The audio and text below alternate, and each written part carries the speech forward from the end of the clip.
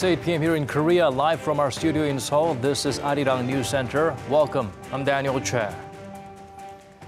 The list of participating officials and the agenda were all finalized, but on the day the first working-level talks since the historic summit would have taken place, North Korea pulls the plug. Reason: the Seoul-Washington joint military exercise is ruining the diplomatic mood, according to the regime. A sudden turnaround, as it seemed okay with the drills just weeks ago.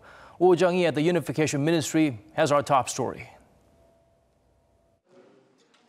30 minutes past midnight, and only 10 hours before the high-level talks were to begin, North Korea notified South Korea abruptly that the meeting was canceled. Pyongyang also released a lengthy statement through its state media. It said it couldn't help but call off the talks, pointing to a combined Air Force drill by South Korea and the U.S. called Max Thunder, which started last Friday. It said the drills are a rehearsal for a, quote, preemptive airstrike, a challenge to the Panmunjom Declaration, and an intentional military provocation. The North claimed that South Korea is breaking the two Koreas' promise to lower military tensions, and therefore Seoul is to blame for the cancellation. Pyongyang also lashed out at the U.S., saying Washington will have to think carefully about the fate of its own summit with the North, leaving open the possibility of canceling the Kim-Trump summit as well. Seoul expressed regret over Pyongyang's decision. North Korea made a unilateral decision to postpone the high-level talks right after notifying us of the date, citing our regular joint Air Force drills with the U.S. We regret this action as it does not correspond to the fundamental principles and objectives of the Panmunjom Declaration. The government added that Seoul is still dedicated to fully carrying out the summit agreement and urged the North to quickly respond to its call for talks.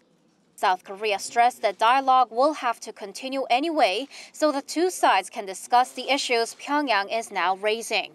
Seoul sent a message to North Korea on Wednesday afternoon that was similar to its official public response. The two Koreas had a plethora of topics to discuss at the canceled talks, including the schedules for the inter-Korean military and Red Cross talks, which the leaders agreed at the summit to hold within May. But with the sudden about-face from North Korea, it is uncertain whether any of these talks could be held before the end of this month. Oh Jung-hee, Arirang News. Following that sudden cancellation, the North Korean Vice Foreign Minister published a statement. Through it, he condemned the U.S., specifically National Security Advisor John Bolton, for his approach and choice of words. Lee Ji-won shares with us an expert's analysis of Pyongyang's message. Did the United States' constant pressure and hardline stance on North Korea go too far? The North state-run Korea Central News Agency published a statement on Wednesday by the regime's first Vice Foreign Minister Kim Kye-kwan, rebuking the U.S. for what he called its provocative assertions, especially those of White House National Security Advisor John Bolton. Kim said that despite his hopes for the upcoming North Korea-U.S. summit, he was disappointed by Washington's provoking of the North with reckless, unbridled remarks. He listed assertions made by high-level U.S. officials, including Bolton, like the so-called Libya model of nuclear abandonment. Also phrases like complete, verifiable, and irreversible denuclearization and denuclearization before rewards. Kim said it's absurd to compare North Korea to Libya, which was only in the early stages of developing nuclear weapons. Kim pointed the finger squarely at Bolton, saying North Korea cannot hide its feelings of revulsion at the hardliner. And he warned that if Trump administration forgets the setbacks America has suffered in the past by following people like Bolton, prospects for the upcoming summit and future relations are crystal clear. Kim also slammed President Trump. He said Washington misread Pyongyang's broad-minded initiatives as signs of weakness and accused the U.S. of promoting the North's decisions as a result of sanctions and pressure. The vice minister said if Trump attends the summit with sincerity to improve ties, then North will give a deserved response. But if the U.S. only tries to corner the North and force Pyongyang to unilaterally give up its nuclear weapons, then North Korea will no longer be interested and would have no choice but reconsider holding the talks altogether. There are concerns now that the historic summit between the North and the U.S. could be called off, but a North Korea expert said that's not what the regime wants. If Pyongyang really wanted to pull out of the talks, it would put out this statement in the name of the regime itself. But the statement was written in the first person by a minister, not at the forefront of settling things with the U.S. The intention of the statement, says the expert, to warn Bolton and Trump. Bolton has been talking far too ambitiously about this summit. He's proposed more agenda items like human rights, other weapons of mass destruction, and the abductee issues. And he's also been talking about the method of denuclearization and the Libya model. Talking in this way makes it appear that North Korea has been defeated by the U.S. Also, with the summit ahead, these kinds of statements can be seen inappropriate. The expert added that Trump should get Bolton to tone it down and work so that the North's denuclearization is accompanied by the end of what Kim Kye-kwan in his statement called Washington's hostile policies. Lee Ji-won, Arirang News. Officials at the nation's top office held closed-door meetings all day. This follows North Korea's pre-dawn cancellation of the high-level talks and its threat to scrap next month's historic summit, claiming to have no interest in a one-sided affair meant to pressure Pyongyang to abandon its nuclear weapons. In a short text message to reporters late afternoon, President Moon's communications secretary Yoon Young-chan said there hasn't been much change or progress in Cheong Wa-dae's position from early morning, that they are focused on trying to figure out the true intention behind Pyongyang's sudden departure from its latest diplomatic outreach, adding the current situation is viewed as an extremely difficult process in trying to arrive at the same picture. Meanwhile, the Standing Committee of the National Security Council will convene its weekly meeting at 7 a.m. Thursday local time to discuss the North's sudden change in tone. Washington appears not too concerned with Pyongyang's sudden change in attitude. While looking into the regime's statements, the U.S. State Department claims to assume the talks will take place and are carrying on with preparations. For details, let's turn to our Park Hee-jun. The United States has responded to North Korea's suspension of the planned high-level talks with South Korea. In a statement Tuesday, White House Press Secretary Sarah Sanders said the U.S. is aware of the cancellation and that it will look independently at what North Korea has said and continue to coordinate closely with its allies. The statement came after Pyongyang appeared to call into question its planned summit with Washington as well. According to CNN, a senior administration official said meetings were held among officials from the White House, the National Security Council, and the Defense Department, and that the White House is preparing its response. Earlier Tuesday, the U.S. State Department said they will move ahead on the assumption the talks are happening. We are operating under the idea and the notion that the president's meeting is going forward with Chairman Kim next month. Nauert denied that the drills are provocative, saying the U.S. forces train all over the world with many of their partners and allies, and that this new statement would seem to contradict what Kim Jong-un said earlier. I will say that Kim Jong-un had said previously that he understands the need and the utility of the United States and the Republic of Korea continuing in its joint exercises. They're exercises that are legal, they're planned well in advance. Nauert went on to say that the news had just come out, so that they need to verify it. The Pentagon defended the military exercises in a statement on Tuesday, saying that the annual exercises are part of the Allies' routine and that the purpose of the training is to enhance their ability to defend South Korea. Park Hee-jun, Arirang News. The top diplomats of South Korea and the United States held an emergency phone meeting after Pyongyang abruptly canceled today's inter-Korean talks. According to Seoul's foreign ministry, the discussion took place at U.S. Secretary of State Mike Pompeo's request. South Korea's Foreign Minister Kang Kyung-hwa emphasized Seoul is committed to fully implementing the Panmunjom Declaration and that it plans to urge the North to promptly carry out the high-level talks. Meanwhile, Pompeo said the U.S. will continue to prepare for the Washington-Pyongyang summit set to be held in Singapore on June 12th. The two sides also agreed to maintain close cooperation to ensure peace and complete denuclearization on the peninsula. We're used to seeing North Korea condemning the allies over combined exercises, but this time the regime used it as an excuse to cancel a major inter-Korean event last minute. According to our Park Ji-won, there's more to that seemingly brash decision than meets the eye. Most experts on North Korea seem to agree that the Max Thunder drill itself was simply used as an excuse for Pyongyang to cancel Wednesday's inter-Korean talks rather than the real reason for the last-minute cancellation. They point out that North Korea already knew about the 2-week joint Air Force exercise between the South and the U.S., which began last Friday, and they didn't bring up the issue at that time. Experts say that the North's real intentions seem to be two-pronged. First, the experts say that North Korea wants to show its disapproval of Seoul and Washington's decision to deploy 8 advanced F-22 fighter jets during this year's drills, which is the largest number ever. Also, Pyongyang seems to want to express its absolute disapproval of any attempts to hurt the North's ruling regime. Part of Pyongyang's Wednesday statement mentioned South Korea, quote, allowing human scum to hurl mud at the dignity of the supreme leadership, which appears to be referring to former North Korean diplomat and defector Tae Yong-ho. Tae held a press conference to promote his new book at the National Assembly building in Seoul on Monday, where he slammed the North's ruling regime. It appears that Pyongyang is criticizing the South Korean government's decision to allow Tae to publicly speak out about the North.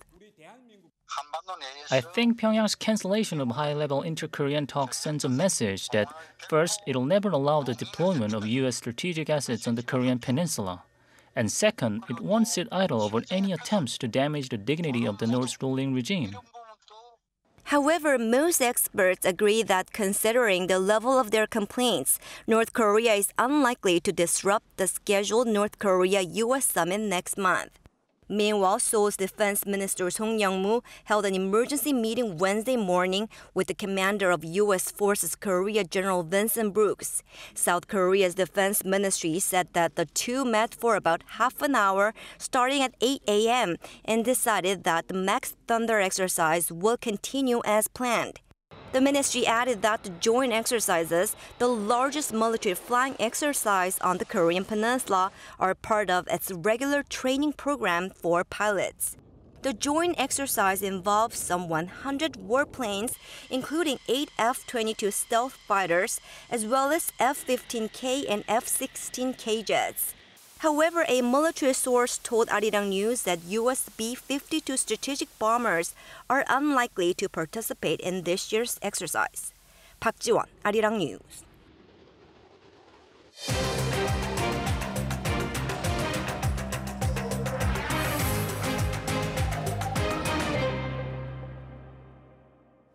New employment figures once again reflect the hard time faced by those looking for work here in the nation. The data shows only about 120,000 new jobs were added last month. Kim Hye-sung looks beyond the disturbing digits. The number of newly added jobs in South Korea was just above the 100,000 mark in April. Statistics Korea said Wednesday that 26.8 million people were employed in Korea last month, up a mere 123,000 from the same period last year. In January, job growth was within the 300,000 range, but it has slumped into the 100,000 range over the last 3 months, marking the worst performance since the 2008 global financial crisis. It's also just a third the level of average jobs growth added last year, which was at around 300,000. New jobs were created in the healthcare and public sector, but the education services, retail, and wholesale sectors saw new job openings drop sharply. Statistics Korea added that the shrinking working age population, people between the ages of 15 and 64, was another reason for the slower pace of newly added jobs. Services industry jobs declined due to the minimum wage hike. The manufacturing sector saw the number of jobs drop amid the ongoing restructuring of the shipbuilding industry. In the mid to long run, enhancing Korea's competitiveness in manufacturing will be key to boosting job growth. The overall unemployment rate came in at 4.1% last month, down 1/10 of a percentage point on year. Youth unemployment also fell by 0.5 percentage point, but was still stubbornly high at 10.7%. Kim Hye-sung, Arirang News. The Presidential Committee on Job Creation held a meeting to lay out a new roadmap for the private sector with a focus on innovation. It involves policies that provide greater support to new startups and industries. Won Jong-won outlines the long-term measure to help turn things around. The Presidential Committee on Job Creation has vowed to help the private sector to create over 110,000 new quality jobs by 2022 through innovation-led growth. The committee's meeting on Wednesday was its first since it got a new vice chairman last month, Lee Mo-ki, who laid out a roadmap to creating quality jobs. He told reporters that the government's plan to raise the minimum wage, shift non-regular workers to regular status, and reduce working hours have improved from a year ago when the committee was first launched. But despite those achievements, many young people still can't find work. Although the employment rate is on the rise, the number of young adults finding jobs is still low. This phenomenon is due to the economy's worsening ability to create new jobs and the entry into the job market of the so-called eco-boom generation. To fix that, Ri hopes to further ease regulations on businesses that do create new jobs through methods including passing a supplementary budget. To resolve the situation, it is necessary to pass a supplementary budget that will make job creation easier. I urge the National Assembly to pass the budget and give hope to the nation's young adults. And besides an extra budget, the committee said young adults need innovative measures like a platform for startup businesses. The committee has announced plans to start a nationwide boom in innovative entrepreneurship by 2022 by holding edition-like business contests that can gather and support new startup companies regardless of their size or history. Also, it has promised to create hubs to attract more than 60 venture companies that have sustainable and social objectives. There are currently 19 centers for social ventures nationwide, and the startup boom is starting to spread. But because the infrastructure for hubs are lacking outside the capital Seoul, we will try to create more centers to accommodate more new companies. Job creation is the key to a fair economy. Socially, it will not only solve the problem of high youth unemployment, it will help raise the nation's low birth rate and improve welfare and people's fundamental rights. Those reasons are why the Korean government has made it its top priority. Won Jong-wan, Arirang News. The Culture Ministry laid out a long-term policy blueprint. It not only aims to protect artists' individual rights of free expression, but also achieve gender equality in the industry. Ko Ryun-hee gets us better acquainted with Culture Vision 2030. The event started with an apology. The Minister of Culture, Sports and Tourism, Do Jong-wan, bowed in front of nearly 300 attendees at a briefing in Seoul on Wednesday to apologize for the cultural blacklist created by the previous Park Geun-hye administration, which was used to hinder careers of artists deemed critical of her policies. In the past, the South Korean government suppressed and invaded the freedom of expression, hurting not only the cultural figures, but also the general public. The event laid out the 9 goals of the ministry's Culture Vision 2030, put together after input from 8,000 participants since September last year. The policies including guaranteeing workers in the culture industry certain rights, achieving gender equality in the culture sphere, expanding the public's exercise of cultural rights, and seeking cultural diversity. To protect artists' rights, the Preparation Committee aims to put in place new legislation endorsing freedom of expression by 2019. Artists will now be protected by the law. This means they have the right to express whatever they want, but also claim their labor rights, which means they'll be rewarded properly based on their working hours. Other than protecting artists' status and rights, Culture Vision 2030 is also about achieving gender equality. This is related to the Me Too movement in South Korea, which spread across various fields this year, including the cultural industry. Research and surveys on sexual violence and assaults will be held regularly at businesses and educational institutions related to culture. But the head of an artist welfare group says constant communication is needed for the policies to be effective. I think some artists might not be fully satisfied with the ministry's new policy. However, I think the event will encourage productive and constructive debate among artists and policymakers.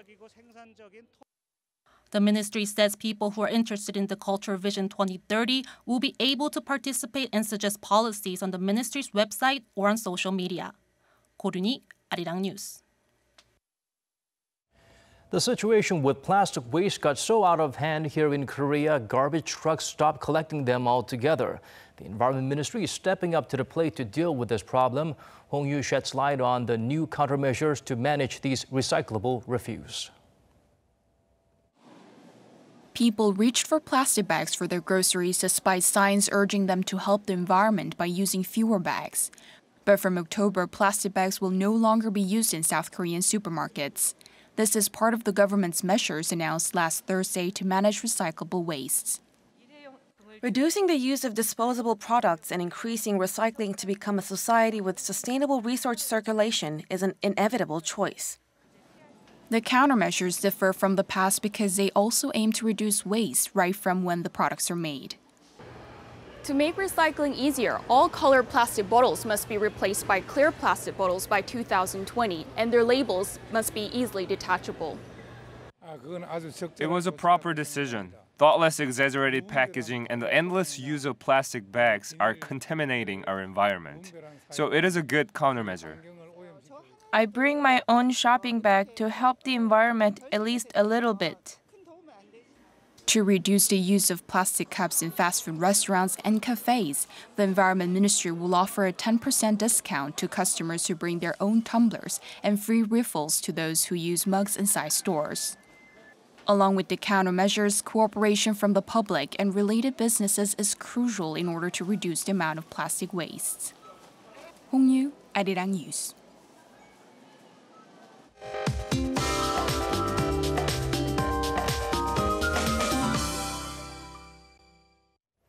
Time to turn to our Michelle Bach at the Weather Center for the updates you need. Michelle, we had more than enough rain today, but of course here in Korea, when it rains, it continues to pour. That's right, Daniel, and it was like the monsoon had come today here in Korea. The rain has now gotten lighter in Seoul, but it will come back even heavier after midnight and through the morning hours. And though the precipitation continues, warm winds keep on blowing to keep the highs up into the 20s. Now brace yourselves if you are a morning commuter in the central region because there's a chance it'll come down in buckets tomorrow morning. Until Friday, the capital and the west of Gangwon province will get about 80 millimeters of more rain, while light showers are expected down south. In the morning, Seoul will get up to 20 degrees Celsius, while Daegu and Gyeongju will begin at 21 degrees. The daily highs over in Seoul will hit up to 24 degrees, while Gwangju and Busan will top out to 26 and 22 degrees respectively. It'll get sunny again over the weekend with mild temperatures, which will be perfect for an outing. I'll leave you with the weather conditions around the world.